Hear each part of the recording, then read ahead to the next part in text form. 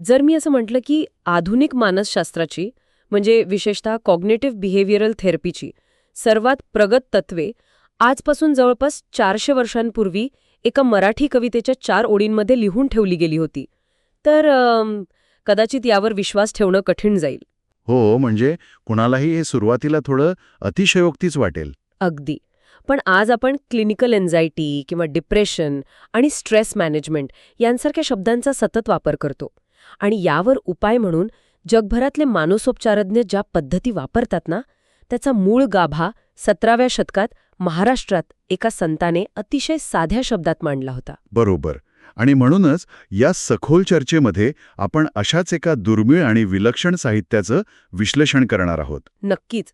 तर आजचं आपलं उद्दिष्ट हे आहे की या जुन्या वाटणाऱ्या शब्दांच्या आत लपलेलं मानवी मनाचं विज्ञान म्हणजे भीती आणि दुःखाचा न्यूरोलॉजिकल संबंध काय आहे हे आपण बघणार आहोत. आणि सोबतच आयुष्यातल्या अनिश्चिततेला सामोरे जाण्याची एक अत्यंत प्रभावी सायकोलॉजिकल टूलकिट सुद्धा आपण उलगडून पाहणार आहोत. हो. तर माझ्याकडे संत तुकारामांचा तो 4 ओळींचा अभंग आहे. मी आधी तो वाचून दाखवते आणि मग आपण याच्या खोलात जाऊया. नक्की वाच. तर अभंग असा आहे 253. आलिया भोगासी असावे सादर, देवावरी भार घालू नये. बरोबर. मग तो कृपासिंधू निवारी सांगकडे, यर ते बापुडे काय रंक, भयाचिये पोटी दुःखाचिया राशी, शरण देवासी जाता भले. क्या बात है. आणि शेवटची ओळ आहे तुका म्हणे नवे काय त्या करिता, चिंता वातो आता विश्वंभर. वाह, खूपच सुंदर. आता बघा, वरवर पाहता हा एक पारंपरिक भक्तीचा किंवा परमार्थाचा अभंग वाटू शकतो. पण आपण याकडे केवळ आध्यात्मिक दृष्टिकोनातून न पाहता मानवी स्वभाव आणि मानसोपचाराच्या दृष्टिकोनातून बघणार आहोत. एक्झॅक्टली. आणि या अभंगाच्या विश्लेषणाला सुरुवात करण्यापूर्वी ना एक ऐतिहासिक संदर्भ समजून घेणं अत्यंत गरजेचं आहे. कोणता संदर्भ? कसं आहे ना, संत तुकाराम हे कुणी हिमालयात जाऊन बसलेले संन्यासी नव्हते. ते एक आपल्यासारखेच सामान्य गृहस्थ होते. त्यांनी त्यांच्या आयुष्यात भयंकर दुष्काळ पाहिला होता. हो, मी वाचलंय त्यांच्याबद्दल थोडं. म्हणजे ज्या दुष्काळात त्यांची पहिली पत्नी आणि मूल भुकेने तडफडून वारले होते, त्यांचा व्यवसाय पूर्णपणे बुडाला होता आणि समाजातील लोकांकडून त्यांना प्रचंड विरोध आणि अपमान सहन करावा लागला होता. बापरे, हे खूपच भयानक आहे. हो ना. त्यामुळे जेव्हा ते आयुष्यातल्या संकटांबद्दल आणि दुःखाबद्दल लिहितात ना, तेव्हा ते कुठल्याही वातानुकूलित खोलीत बसून केलेलं तत्वज्ञान नसतं. म्हणजे तो एक प्रत्यक्ष अनुभव आहे. अगदी. तो अत्यंत भीषण वास्तवाच्या भट्टीतून तावून सुलाखून निघालेला अनुभव आहे. त्यामुळे त्यांच्या या शब्दांना एक वेगळंच वजन प्राप्त होतं. खरं सांगायचं तर हा संदर्भ ऐकून अंगावर काटा आला. कारण जेव्हा आपण एवढ्या भयंकर मानसिक आणि शारीरिक त्रासातून गेलेल्या माणसाचे विचार ऐकतो, तेव्हा तिथे पॉझिटिव्हिटीचा खोटा आव नसतो. हो, तिथे निव्वळ वास्तव असतं. अगदी. तर आपण पहिल्या ओळीपासून सुरुवात करूया. पहिली ओळ आहे, आलिया भोगासी असावे सादर, म्हणजेच जे काही वाट्याला आलं आहे त्याचा आदरपूर्वक स्वीकार करा. बरोबर. पण मला इथे एक प्रश्न पडतो. आजच्या जगात जिथे हसल कल्चर आहे, जिथे आपल्याला सतत परिस्थितीशी लढायला किंवा बंड करायला शिकवलं जातं, कधी हार न मानायला शिकवलं जातं, तिथे आल्या भोगाला सादर व्हा हे वाक्य थोडं निष्क्रिय किंवा हारलेल्या माणसाचं लक्षण नाही वाटत का? म्हणजे तुला म्हणायचंय की प्रयत्नच थांबवायचे का? हो ना. सगळंच जर स्वीकारायचं तर मग धडपड का करायची? हा विचार आजच्या काळात थोडा मागे खेचणारा नाहीये का? हा खूपच महत्वाचा आणि स्वाभाविक प्रश्न विचारलास तू. पण हे बघ, स्वीकार करणे म्हणजे ॲक्सेप्टन्स आणि हार मानणे म्हणजे रेझिग्नेशन, या 2 पूर्णपणे वेगळ्या गोष्टी आहेत. अच्छा, म्हणजे कसं? इथेच आपली मोठी गल्लत होते. आधुनिक मानसशास्त्रामध्ये ना रॅडिकल ॲक्सेप्टन्स नावाची एक अत्यंत प्रभावी संकल्पना आहे. Radical acceptance? हो. त्याचा अर्थ असा अजिबात नाही की तुम्ही परिस्थिती बदलण्यासाठी प्रयत्न करू नयेत. त्याचा अर्थ असा आहे की जी परिस्थिती सध्या उद्भवली आहे तिचं अस्तित्व नाकारण्यात आपली मानसिक ऊर्जा वाया घालवू नये. व्यक्ती आजारावर उपाय शोधण्याऐवजी वास्तवाशीच भांडत बसतो. पण तुकाराम महाराज इथे सादर हा शब्द वापरतात, म्हणजे आदरपूर्वक स्वीकार. म्हणजे जोपर्यंत आपण आजारी आहोत हे आपण मनापासून स्वीकारत नाही तोपर्यंत उपचारांची दिशा ठरवता येत नाही. अगदी बरोबर. म्हणजे मला इथे एक रूपक आठवतंय. आपण रोजच्या जीवनात बघतो, समजा एखादा माणूस नदीच्या खोल प्रवाहात अचानक पडला. हो, आणि तो साहजिकच घाबरतो. बरोबर. तो घाबरून जातो आणि पाण्याशी संघर्ष करायला लागतो. तो पाण्याचा विरोध करून हातपाय मारतो. आणि या धडपडीतच तो जास्त थकून पाण्याखाली बुडतो. एक्झॅक्टली. पण जर त्याने हे स्वीकारलं की तो पाण्यात पडला आहे आणि पाण्याशी न भांडता स्वतःला शांतपणे प्रवाहावर सोडून दिलं, तर पाण्याचा अंगभूत गुणधर्मच त्याला वर तरंगायला मदत करतो. क्या बात है. अतिशय अचूक रूपक आहे हे. म्हणजे इथे पाण्याशी न लढणं म्हणजे हार मानणं नाहीये, तर ती जगण्याची एक स्ट्रॅटेजी आहे. अगदी 100%. जेव्हा आपण वास्तवाशी संघर्ष करणं थांबवतो ना, तेव्हा आपली ऊर्जा वाचते आणि मग आपण त्या परिस्थितीतून बाहेर पडण्याचा मार्ग शोधू शकतो. खरंय. आणि या पहिल्या ओळीचा पुढचा भाग तर याहूनही अधिक क्रांतिकारी आहे. देवावरी भार घालू नये. हो, हे खूप इंटरेस्टिंग आहे. 17व्या शतकात जेव्हा समाजात प्रचंड अंधश्रद्धा होती, प्रत्येक लहान-सहान गोष्टीसाठी नवस, सायास केले जायचे, तेव्हा एक संत समाजाला निक्षून सांगतोय की स्वतःच्या वाट्याला आलेल्या परिस्थितीची जबाबदारी स्वतः घ्या. म्हणजे देवावर ढकलून मोकळं होऊ नका. हो, प्रत्येक गोष्टीसाठी देवाला किंवा नशिबाला जबाबदार धरून त्याच्यावर ओझं टाकू नका. हे एक प्रकारे अत्यंत आधुनिक असं ओनरशिपचं किंवा वैयक्तिक जबाबदारीचं तत्वज्ञान आहे. हे खूपच भारी आहे, कारण आपण बऱ्याचदा आपल्या अपयशाचं खापर नशिबावर फोडतो. पण इथे ना एक मोठा मानसिक अडथळा उभा राहतो. कोणता? तर या जगात अशीही काही संकटे असतात जी आपल्या आवाक्याबाहेरची असतात. जसं की आत्ताच आलेली जागतिक महामारी किंवा आर्थिक मंदी किंवा एखाद्या जवळच्या व्यक्तीचा अचानक मृत्यू. या गोष्टी तर आपल्या हातात नसतात ना. हो, हे बरोबर आहे. मग अशा वेळी या पूर्ण जबाबदारीच्या ओझ्याखाली माणूस चिरडून जाणार नाही का? हा प्रश्न आपल्याला पुढच्या टप्प्याकडे नेतो. जर सगळं मीच करायचं तर मग ईश्वरी शक्तीचा किंवा त्या कृपासिंधूचा रोल काय? हा प्रश्न खूप रास्त आहे आणि म्हणूनच हा अभंग केवळ पहिल्या ओळीवर थांबत नाही. तो एक टप्प्याटप्प्याने जाणारा मानसिक प्रवास आहे. अच्छा. दुसऱ्या ओळीत काय म्हटलंय मग? तो कृपा सिंधू निवारी सांकडे येर ते बापुडे काय रंक. इथे मग हा शब्द संपूर्ण अर्थाची दिशा बदलतो. मग म्हणजे नंतर हो, जेव्हा एखादा माणूस स्वतःचा अहंकार बाजूला ठेवतो, परिस्थितीचा स्वीकार करतो आणि स्वतःच्या वाटेची जबाबदारी पूर्ण करतो, मग ती सर्वोच्च शक्ती किंवा तो करुणेचा सागर मदतीला येतो. पण इथे मला एक विरोधाभास वाटतोय. कसं काय? एका बाजूला आपण म्हणतोय की माणसाने जबाबदारी घ्यावी आणि त्याच वेळी दुसऱ्या ओळीत आपण माणसाला रंक किंवा बापुडे म्हणजे गरीब किंवा लाचार असं संबोधतोय. हे परस्पर विरोधी नाही का वाटत? म्हणजे जर माणूस जबाबदारी घेण्याइतका सक्षम आहे, तर तो रंक कसा, असा तुझा प्रश्न आहे, बरोबर? हो, एक्झॅक्टली. हे बघ, इथे रंक असण्याचा अर्थ आर्थिक दारिद्र्य किंवा दुर्बलता असा घ्यायचा नाहीये. हा रंकपणा म्हणजे मानवी मर्यादांची जाणीव असणे. म्हणजे आपल्या लिमिटेशन्स मान्य करणे. अगदी. आपण कितीही प्रयत्न केले तरी या अथांग विश्वाच्या तुलनेत आपली ताकद अत्यंत मर्यादित आहे. तुला रोमन तत्वज्ञ सेनेका आणि एपिक्टेटस माहिती असतील. हो, स्टोइसिझम वाले ना. बरोबर. त्यांनी स्टोइसिझममध्ये डायकॉटॉमी ऑफ कंट्रोलचा सिद्धांत मांडला आहे. तो सिद्धांत सांगतो की जगात दोनच गोष्टी आहेत. एक ज्यावर तुमचं नियंत्रण आहे आणि दुसरी ज्यावर तुमचं काहीही नियंत्रण नाही. म्हणजेच आपलं कर्म आणि आपला प्रयत्न यावर आपलं नियंत्रण आहे. हो, पण त्याचा परिणाम काय होईल किंवा जग आपल्याशी कसं वागेल हे आपल्या हातात अजिबात नाही. खरंय, आपण फक्त प्रयत्न करू शकतो. आणि जेव्हा माणूस हे मान्य करतो ना की माझे प्रयत्न हेच माझं सर्वस्व नाही, या पलीकडे एक अवाढव्य शक्ती काम करत आहे, तेव्हा त्याच्या डोक्यावरचा तो सर्वंकष नियंत्रणाचा अहंकार गळून पडतो. म्हणजे मीच सगळं करतोय हा जो फुगा असतो तो फुटतो. हो, तो स्वतःला जेव्हा रंक समजतो तेव्हा तो खऱ्या अर्थाने मोकळा होतो. अहंकार ही एक भिंत असते. जोपर्यंत मीच सगळं करतोय हा अहंकार असतो ना, तोपर्यंत मदतीची किंवा कृपेची कोणतीही शक्यता आत येऊ शकत नाही. वा, म्हणजे मर्यादा मान्य करणं हे दुबळेपण नसून ती निसर्गाच्या प्रवाहासोबत जुळवून घेण्याची एक प्रगल्भता आहे. अगदी बरोबर. आतापर्यंत आपण स्वीकृती आणि अहंकार शमवण्याबद्दल बोललो, पण जेव्हा आपण मानवी दुःखाच्या मुळाशी जातो तेव्हा तिथे एक अत्यंत आदिम भावना दडलेली असते. भीती, बरोबर ना? हो, भीती. आणि याच मुद्द्यावर हा अभंग एक पूर्णपणे वेगळं मानसशास्त्रीय वळण घेतो.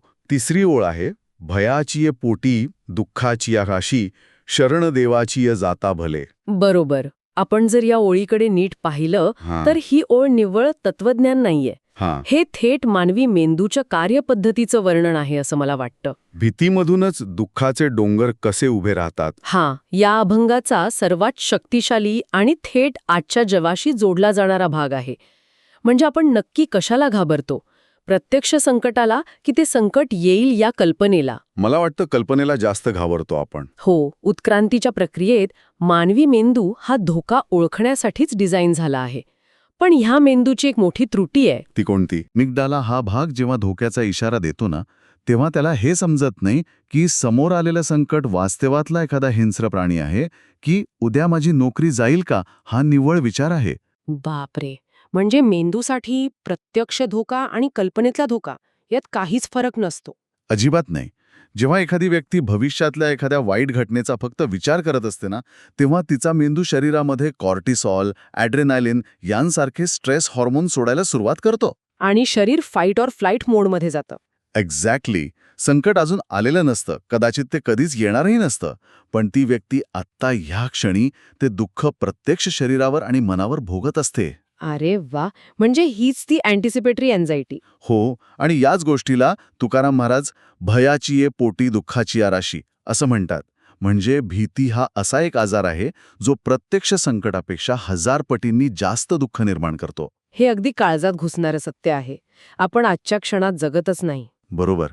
उद्या माझं काय होईल, माझ्या मुलांचं काय होईल, माझा व्यवसाय बुडाला तर, ही जी काय होईलची काल्पनिक चित्र आपण रंगवतो ना, त्यातून आपण वास्तवात नसलेले दुःखाचे डोंगर उभे करतो. आणि आपण स्वतःलाच आतून पोखरत असतो. हो, म्हणजे आपण दुःखाची निर्मिती स्वतःच्या आतच करतो. आणि म्हणूनच ह्या भयानक चक्रातून बाहेर पडण्यासाठी ते पुढचा मार्ग सांगतात, शरण देवासी जाताम भले.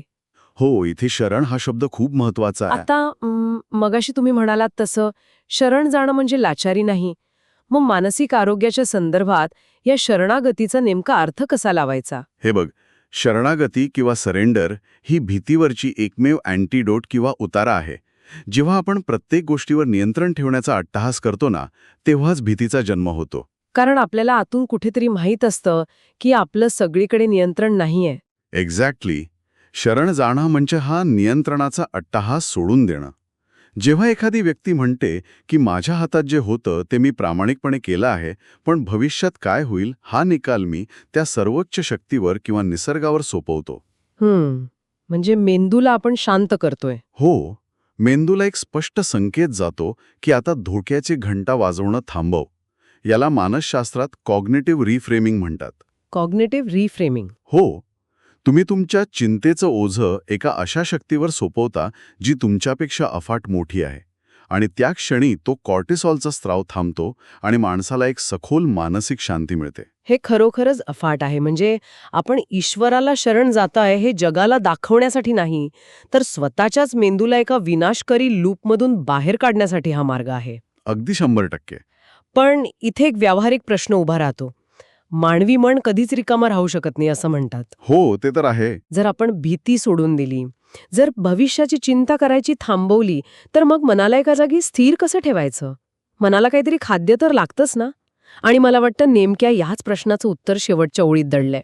हो, संत तुकाराम इथे एका अत्यंत कुशल मानसोपचार तज्ज्ञाप्रमाणे बरोबर उपाय देतात. शेवटची ओळ आहे, तुका म्हणे नव्हे काय त्याकरिता, चिंतावा तो आता विश्वंभर. इथला शब्दखेळ आणि त्याचा अर्थ खूपच गहिरा आहे. आपण संकटाच्या वेळी काय करतो? आपण चिंता करतो. बरोबर. पण तुकाराम महाराज आपल्याला चिंतन करायला सांगत आहेत. चिंता आणि चिंतन हे एकाच नाण्याच्या 2 बाजू आहेत ना? हो, हा फरक ऐकायला खूप साधा वाटतो, पण यात खूप मोठा अर्थ दडलेला आहे. चिंता आपल्याला आतून पोखरून काढते, आपला आत्मविश्वास नष्ट करते, पण चिंतन आपल्याला एका मोठ्या व्यापक सत्याशी जोडतं. पण हे चिंतन नक्की कोणाचं करायचं आहे? इथे विश्वंभर हा शब्द वापरलाय. बरोबर. विश्वंभर म्हणजे जो या संपूर्ण अथांग विश्वाचं भरणपोषण करतो, त्याला सावरतो. जेव्हा तुम्ही संकटावर लक्ष केंद्रित करता म्हणजे चिंता करता, तेव्हा तुम्हाला ते संकट डोंगरा एवढं मोठं वाटतं.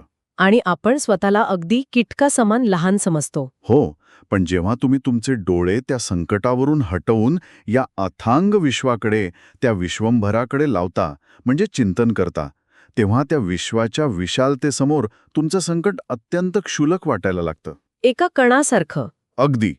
नवे काय, त्याकरिता म्हणजे ज्या शक्तीने हे कोट्यावधी ताऱ्यांचं आणि ग्रहांचं ब्रह्मांड तोलून धरलं आहे, तिला तुझा हा छोटासा प्रश्न सोडवणं अशक्य आहे का? वाह, हे तर एक अत्यंत शक्तिशाली सकारात्मक आश्वासन आहे. हो, पॉझिटिव्ह अफर्मेशन. जेव्हा आपण स्वतःला हे सांगतो की विश्वाची चालवणारी शक्ती माझ्या पाठीशी आहे, तेव्हा आपल्या मेंदूमधली ती फाईट ऑर फ्लाईट सिस्टम बंद होते. आणि रेस्ट अँड डायजेस्ट सिस्टम सक्रिय होते, म्हणजे पॅरासिम्पॅथेटिक नर्वस सिस्टम. आणि आपण खऱ्या अर्थाने शांत होतो. अगदी.